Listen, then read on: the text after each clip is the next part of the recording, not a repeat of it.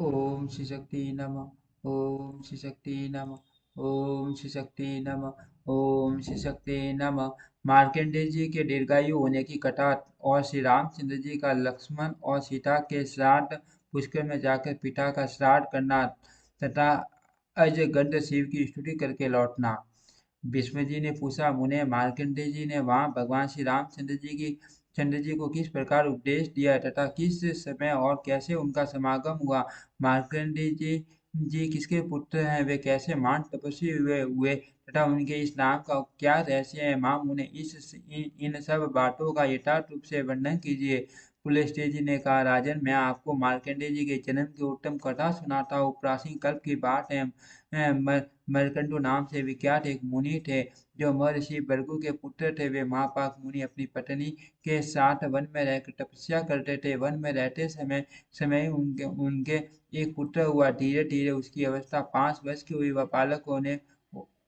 बालक होने पर भी गुणों में बहुत बड़ा सदा था। एक दिन जब वह बालक आंगन में घूम रहा था, किसी सिद्ध ज्ञानी ने उसकी ओर देखा और बहुत देर तक ठहर कर उसके जीवन जीवन के विषय में विचार किया। बालक के पिता ने पूछा, मेरे पुत्र की कितनी आयु है। सिद्ध बोला, मुनिवर, विधाता ने आपके पुत्र की जो आयु निश्चित की है उसमें उसमें अब केवल 6 महीने और शेष रह गए हैं। मैंने ये सच्ची बात बताई है, इसके लिए आपको शोक नहीं करना चाहिए। भीष्म उस सीधे ज्ञानी की बात सुनकर बालक के पिता ने उसका उपनयन संस्कार कर दिया और कहा, बेटा, आप जिस किसी मुनि को देखो प्रणाम करो। पिता के ऐसा कहने पर वह बालक अत्यंत हर्ष में भरकर सबको प्रणाम करने लगा। धीरे धीरे 5 महीने 25 दिन और बीत गए। तदनंतर निर्मल स्वभाव वाले सप्त ऋषिगण उस मार्ग से पधारे। बालक ने उन्हें देखकर उन सबको प्रणाम किया। सब ऋषियों ने उस बालक को आयुष्मान भव सौम्य कहकर दीर्घायु होने का आशीर्वाद दिया। इतना कहने के बाद जब उन्होंने उसकी आयु पर विचार किया, तब 5 ही दिन की आयु शेष जानकर उन्हें बड़ा भय हुआ। वे उस बालक को लेकर ब्रह्मा जी के पास गए और उसे उनके सामने रखकर उन्होंने ब्रह्मा जी को प्रणाम किया। बालक ने भी ब्रह्मा जी के चरणों में मस्तक झुकाया। तब ब्रह्मा जी ने ऋषियों के समीप ही उसे चिरायु होने का आशीर्वाद दिया। पितामह का वचन सुनकर ऋषियों को बड़ी प्रसन्नता हुई। तत्पश्चात ब्रह्मा जी ने उनसे पूछा, आप लोग किस काम से यहाँ आए हैं तथा यह बालक कौन है, बताओ। ऋषियों ने कहा, यह बालक मरकंडू का पुत्र है। इसकी आयु क्षीण हो चुकी है। इसका सबको प्रणाम करने का स्वभाव हो गया है। एक दिन देवव्रत तीर्थ यात्रा के प्रसंग से हम लोग उधर जा निकले। ये पृथ्वी पर घूम रहा था। हमने इसकी ओर देखा और इसने हम सब लोगों को प्रणाम किया। उस समय हम लोगों के मुख से बालक के प्रति यह वाक्य निकल गया, चिरायु पर्व पुत्र, बेटा चिरंजीवी हो। आपने आपने भी ऐसा ही कहा है। अतः आपके साथ हम लोग झूठे झूठे क्यों बने। ब्रह्मा जी ने कहा, ऋषियों, यह बालक मार्कंडेय आयु में मेरे समान होगा। ये कल्प के आदि और अंत में भी श्रेष्ठ मुनियों से घिरा हुआ सदा जीवित रहेगा। पुलस्त्य जी कहते हैं, इस प्रकार सप्त ऋषियों ने ब्रह्मा जी से वरदान दिलवा कर उस बालक को पुनः पृथ्वी तल पर भेज दिया और स्वयं तीर्थ यात्रा के लिए चले गए। उनके चले जाने पर मार्कंडेय अपने घर आए और पिता से इस प्रकार बोले, तात मुझे मुझे ब्रह्मवादी मुनि लोग ब्रह्म लोक में ले गए थे। वहां ब्रह्मा जी ने मुझे दीर्घायु बना दिया। इसके बाद ऋषियों ने बहुत से वरदान देकर मुझे यहाँ भेज दिया। आपके लिए जो जो चिंता का कारण था वह अब दूर हो गया। मैं लोक करता ब्रह्मा जी की कृपा से कल्प के आदि और अंत में मैं तथा आगे आने वाली कल्प में भी जीवित रहूंगा। इस पृथ्वी पर पुष्कर तीर्थ तीर्थ ब्रह्मलोक के समान है। अतः अब मैं वहीं जाऊंगा। मार्कंडेय जी के वचन सुनकर मुनि श्रेष्ठ मरकंडू को बड़ा हर्ष हुआ। वे एक क्षण तक चुपचाप आनंद की सांस लेते रहे।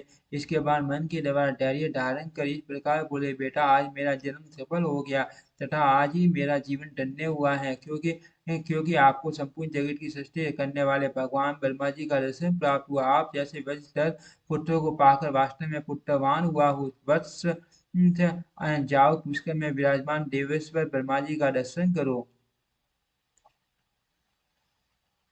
उन जगदीश्वर का दर्शन कर लेने पर मनुष्यों को बुढ़ापा और मृत्यु द्वारा नहीं नहीं देखना पड़ता। उन्हें सभी प्रकार के सुख प्राप्त होते हैं तथा उनका तप और ऐश्वर्य भी अक्षय हो जाता है।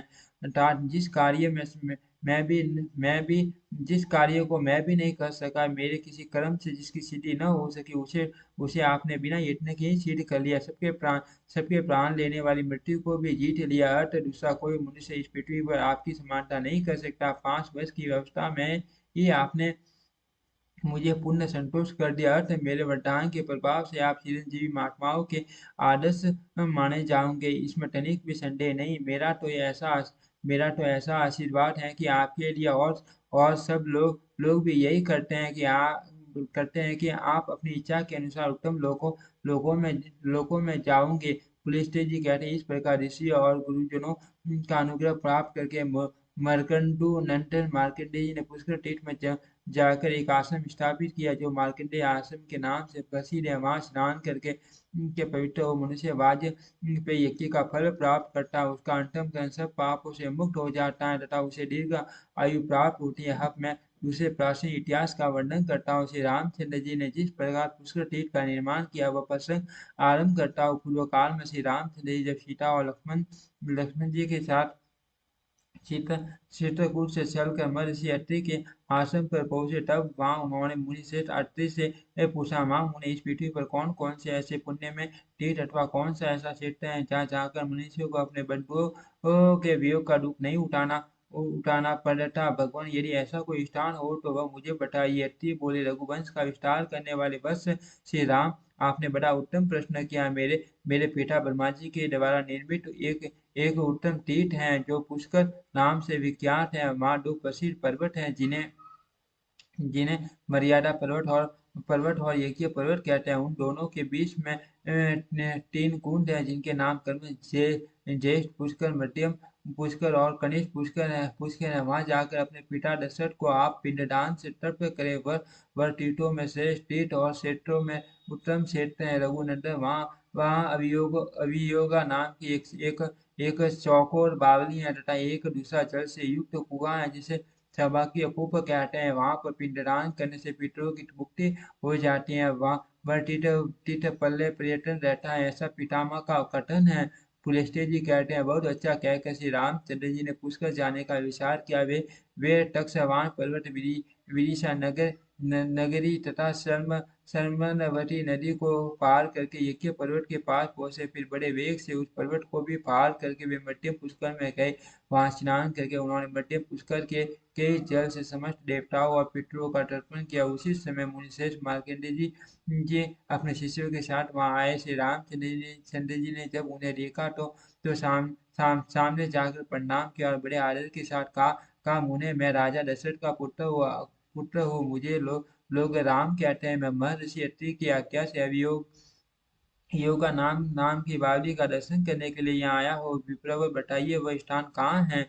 मार्कंडेय जी ने कहा, रघुनंदन, इसके लिए मैं आपको साधुवाद देता हूँ। आपका कल्याण हो। आपने यह बड़े पुण्य का कार्य किया कि तीर्थ यात्रा के प्रसंग में यहाँ तक चले आए।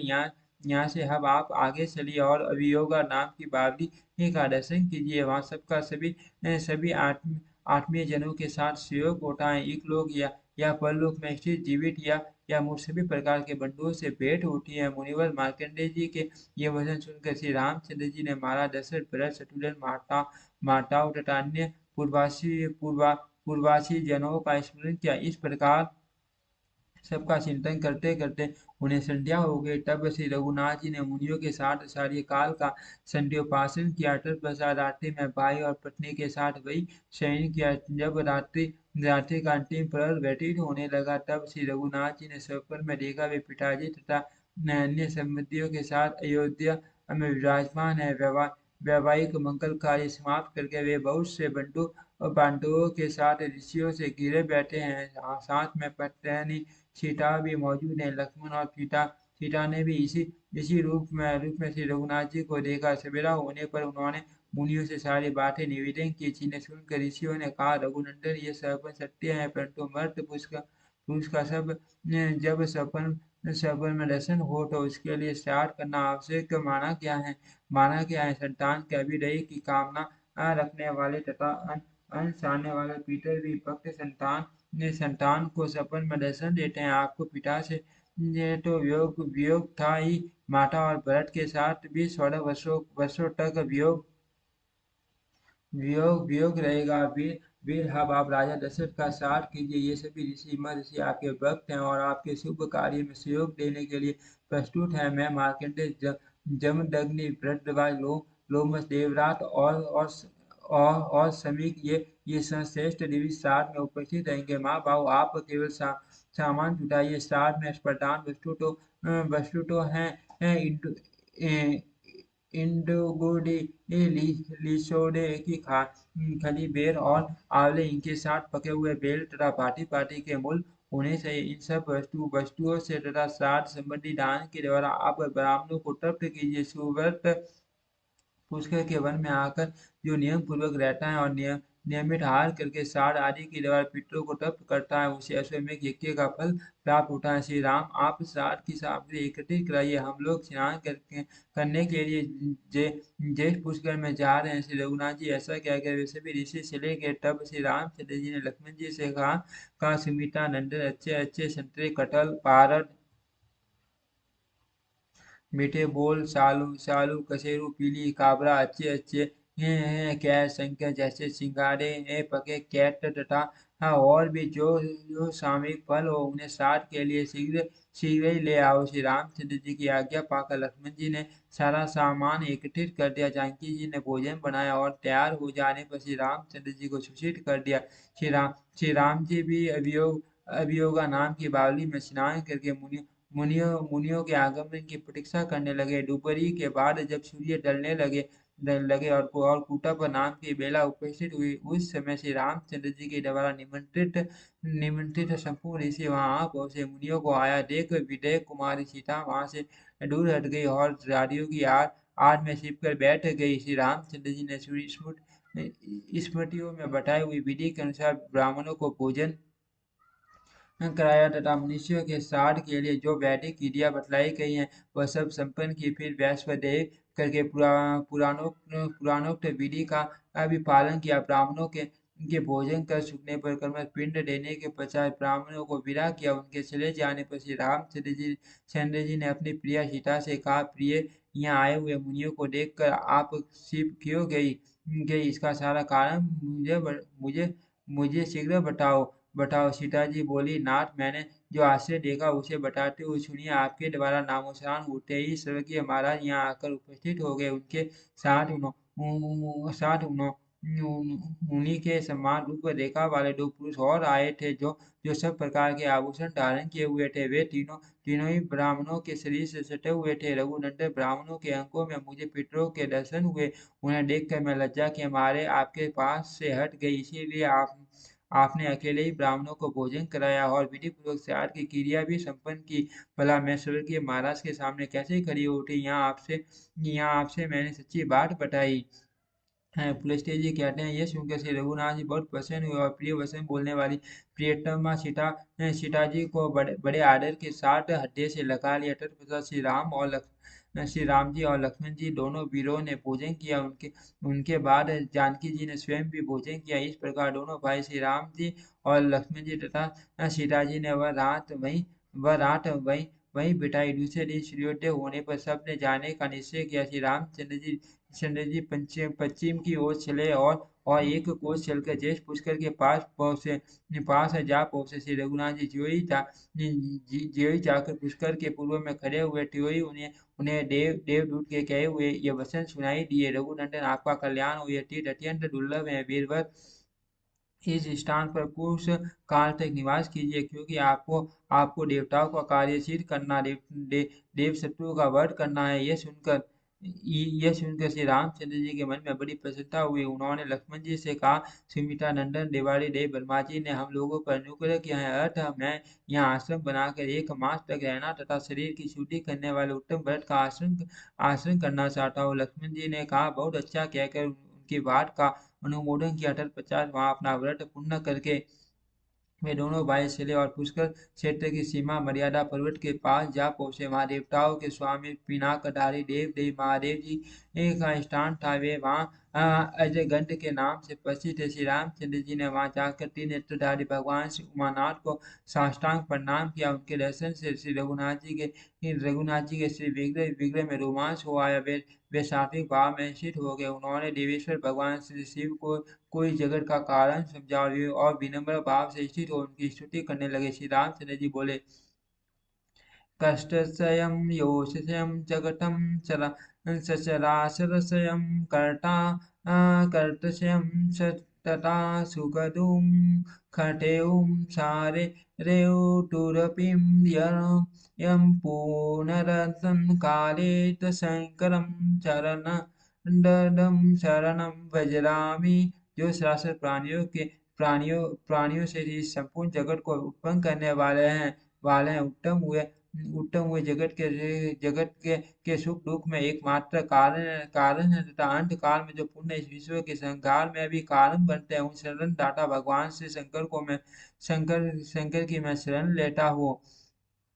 य योगिनो विगतमो मोटमोरंसस्का भक्तय कटान मनसो विनिवर्त कामा दयायन्ति निश्चलतयो मित दिव्य भावं शंकरं शरणं भजरामि। जिनके हृदय से मोह तमोगुण और रजोगुण दूर हो गए हैं, भक्ति के प्रभाव से जिनका चित्त भगवान के ध्यान में लीन हो रहा है, जिनकी संपूर्ण कामनाएं निर्वत हो चुकी हैं और जिनकी बुद्धि स्थिर हो गई है, ऐसे योगी पुरुष अपरिमेय दिव्य भाव से संपन्न जिन भगवान शिव का निरंतर ध्यान करते रहते हैं, उन शरण दाता भगवान श्री शंकर की मैं शरण लेता हूँ। यशेन्दुखण्डममलं विलसन् मयूखं वदत्वा सदा प्रियतमासे शेषा बिभर्ति यशसर्देयमदादागिरिराजपुत्रयेत शङ्करं शरणं भजरामि। जो सुंदर किरणों से युक्त निर्मल चंद्रमा की कला को जटाजूट में बांध कर अपनी पेटमा गंगा जी को मस्तक पर धारण करते हैं, जिन्होंने गिरिराज कुमारी उमा को अपना आधा शरीर दे दिया है, उन शरण दाता भगवान श्री शंकर को मैं शरण लेता हूँ। शंकर की मैं शरण लेता हूँ। योम सकद विमहल विलोल टोयां गंगामौ विषमा गगनाटपतन्ति तं मूढं ते शस्त्रजीवपटिलोलपुष्पाटशङ्करं शरणं भजामि। आकाश से गिरती हुई गंगा को जो स्वच्छ सुंदर एवं चंचल जल राशि से युक्त तथा ऊंची ऊंची लहरों से उल्थित होने के कारण भयंकर जान पड़ती थी, जिन्होंने हिलते हुए फूलों से सुशोभित माला की पाटी सहसा अपने मस्तक पर धारण कर लिया, उन शरण दाता भगवान शंकर की मैं शरण लेता हूँ।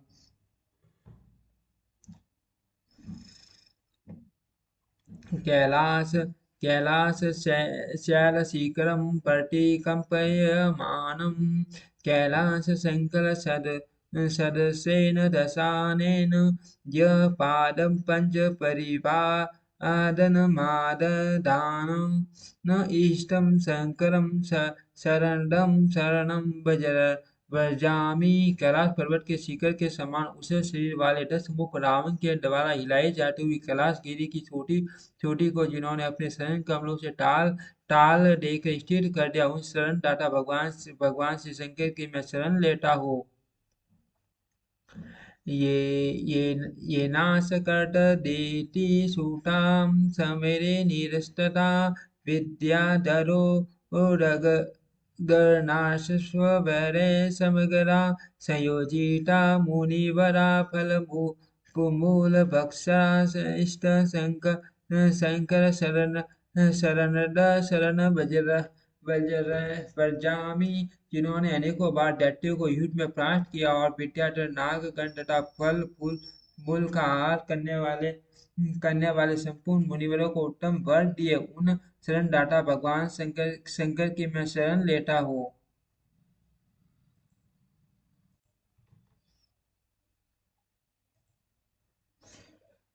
डगडया वाडवरं स नयने स तथा भगस्य पूषणस्तथा दशन्न पण्डिकमपाटयशस्वटशस्तम्भय कुलिशयुक्त महेन्द्राष्टं तशङ्करं शरणं भजामि जियामि। जिन्होंने 10 का यज्ञ भस्म भस्म करके भग देवता की आंखें फोड़ डाली और पूषा के सारे डांट गिरा दिए तथा वज्र से देवराज इंद्र के हाथ को भी स्तंभित कर दिया। जड जड व्रत निश्रेष्ठ बना दिया। उन शरण दाता भगवान श्री शंकर की मैं शरण लेता हूँ।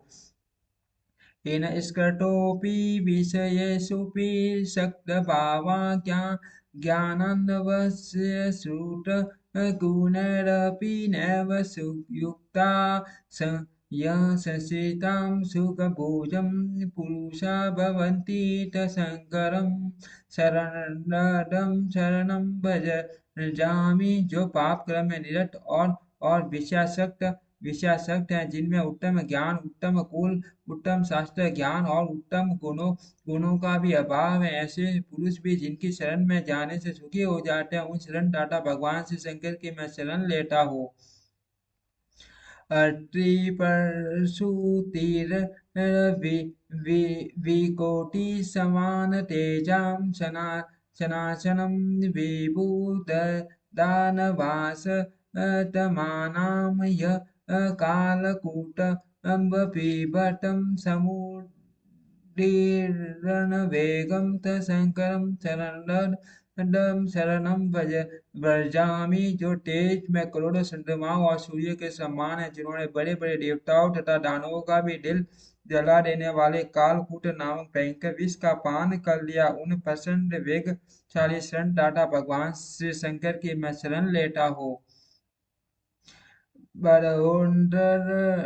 रुद्रमरुतां सशुषन् मुखानां योदादवरांश स बहुशो भगवानं महेशं नन्दीशमर्त्युवदनात् पुनरुचार शंकर शरण व्रजामि। जिन भगवान महेश्वर ने कार्तिकेय सहित ब्रह्मा, इंद्र, रुद्र तथा मरुड़ गण अनेकों बार वर दिए हैं तथा नंदी का मृत्यु के मुख से उद्धार किया, उन शरण दाता भगवान श्री शरण की मैं शरण लेता हूँ। आराधितं सुतपसां हिमवत्त्रिकुञ्जे द्रुमवरत् तेन मनसापि परैर्गम्यं सञ्जीवनी समददातं भर्गवे महात्मा शङ्करं शरणं व्रजामि। जो दूसरों के लिए मन से भी अगम्य है, महर्षि भृगु ने हिमालय पर्वत के निकुंज में होम का धुआं पीकर कठोर तपस्या के द्वारा जिनकी आराधना की थी तथा जिन महात्मा ने भृगु को उनकी तपस्या के से प्रसन्न होकर संजीवनी विद्या प्रदान की, उन शरण दाता भगवान श्री शंकर की मैं शरण लेता हूँ।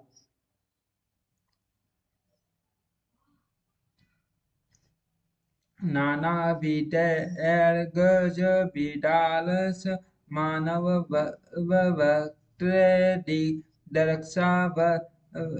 दरक्षा परम नरबली वीरगणोदे योग यते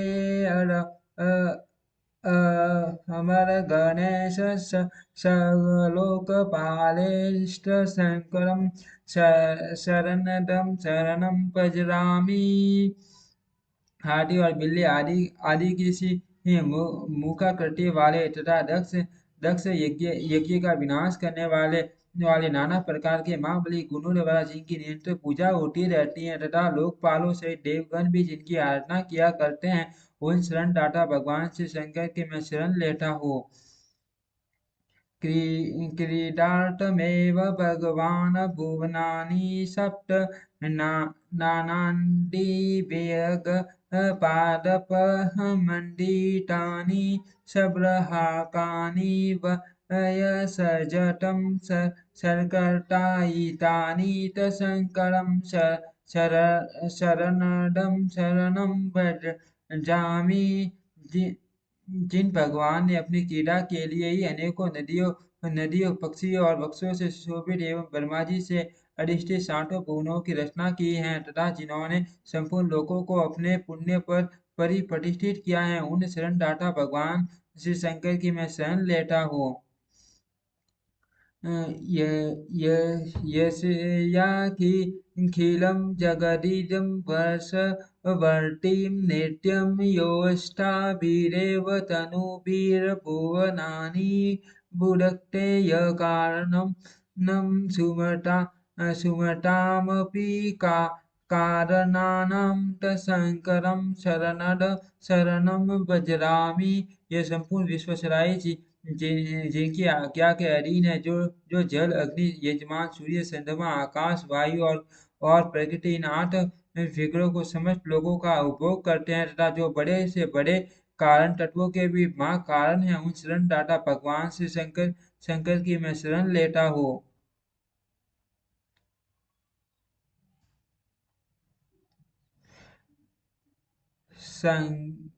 शरङ्केन्दुकुण्डधवलं वत्सपरवीरं मारुआय शशीधरेन्द्रसूतानुयातं याटम्बरे हिमविभूतिविभूषिताङ्गैस्त्रं शङ्करं शरणं भजामि। जो अपने श्री विग्रह को हिम और भस्म से विभूषित करके के शंख चंद्रमा और कुंड के समान श्वेत मन वाले वृषभ श्रेष्ठ नंदी पर सवार होकर श्री गिरिराज किशोरी उमा के साथ आकाश में विचरते हुए शरण दाता भगवान श्री शंकर की मैं शरण लेता हूँ। शान्तं मुनियमनियोगपरायणं ते भीमेर्यमय पुरुषं प्रतिनियमानं भक्त्या नतं स्तुतिपरं परशवं रक्षं शङ्करं शरणं व्रजामि। यमराज की आज्ञा के पालन में लगे रहने पर भी जिन्हें वे भयंकर यमदूत पकड़ कर लिए जा रहे थे तथा जो भक्ति से नम्र होकर स्तुति कर रहे थे, उन्हें 60 मुनि की जिन्होंने बलपूर्वक यमदूतों से रक्षा की, उन शरण दाता भगवान शंकर की मैं शरण लेता हूँ। पाणिकमलागरनखेन देव इष्टत पंचम पशवमेव पुरं सुराणां ब्रह्मसि शिरस्तरुणपञ्चनेवं सकर्तं शंकर शरणं व्रजामि। जिन्होंने समस्त देवताओं के सामने ही ब्रह्मा जी के उस पांचवें मस्तक को जो नवीन कमल के समान शोभा पा रहा था, अपने बाएं हाथ के नख से बलपूर्वक काट डाला था, उन शरण दाता भगवान श्री शंकर की मैं शरण लेता हूँ। यस्य पन्नमयं शरणो वर्धस्यं भक्तया स्तुत्वा स वागीवरमलाभिरतन् दरिताभिं दीप्ते इष्टमासि नुदते शवकैरारविवशवाम् इष्टं शङ्करं शरणं भजामि। जिन वरदायक भगवान के शरणों में भक्ति पूर्वक प्रणाम करके तथा आलस्य रहित निर्मल वाणी के द्वारा जिनकी स्तुति करके सूर्यदेव अपनी उद्दीप्त किरणों से जगत का अंधकार दूर करते हैं, उन शरण दाता भगवान श्री शंकर की मैं शरण लेता हूँ। ये तवाश्रुतं गुरुपुरुषा विमूढा जानन्ति नास्य जगतं चराचरस्य ऐश्वर्यमाननिगमानुष येन पञ्चाते यातना तवनुभवन्त य विशुदशीतां। देवश्रेष्ठ जो लोग मलिन हृदय मूढ़ पुरुष ऐश्वर्य मान प्रतिष्ठा तथा वेद विद्या के अभिमान के कारण आपको इस राक्षस जगत का गुरु नहीं जानते, वे मृत्यु के पश्चात नरक की यातना भोगते हैं। पुलिस्त्य जी कहते हैं, श्री रघुनाथ जी की इस प्रकार स्तुति करने पर हाथ में त्रिशूल धारण करने वाले वत्सव ध्वज भगवान श्री शंकर ने संतुष्ट हो हर्ष में भरकर कहा, रघुनंदन आपका कल्याण हो, मैं आपके ऊपर बहुत संतुष्ट हुआ। आपने विमल विमल वंश में अवतार लिया है, आप जगत के वंदनीय हैं। मानव शरीर में प्रकट होने पर भी वास्तव में आप वेद स्वरूप हैं। आप जैसे रक्षक के द्वारा सुरक्षित हो, देवता अनंत वर्षों तक सुखी रहेंगे, चिर काल तक उनकी वृद्धि होती रहेगी। 14 वर्ष बीतने पर जब आप अयोध्या को लौट जाएंगे, उस समय इस पृथ्वी पर रहने वाले जो जो मनुष्य आपका दर्शन करेंगे, वे सभी सुखी होंगे तथा उन्हें अक्षय स्वर्ग का निवास प्राप्त होगा। अतः आप देवताओं का मान कार्य करके पुनः अयोध्यापुरी को लौट जाइए। ये सुनकर श्री रघुनाथ जी श्री शंकर जी को प्रणाम करके शीघ्र ही वहां से चल दिए। इंद्रमार्ग के नदी के पास पहुंचकर उन्होंने अपनी जटा बांधी, फिर सब लोग मां नदी नर्मदा के तट पर गए।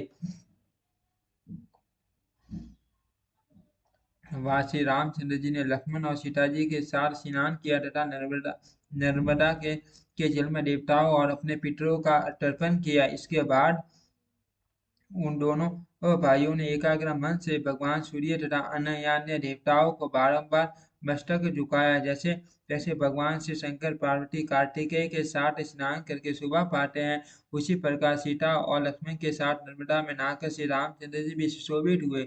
ओम श्री शक्ति नमः। ओम श्री शक्ति नमः। ओम श्री शक्ति नमः।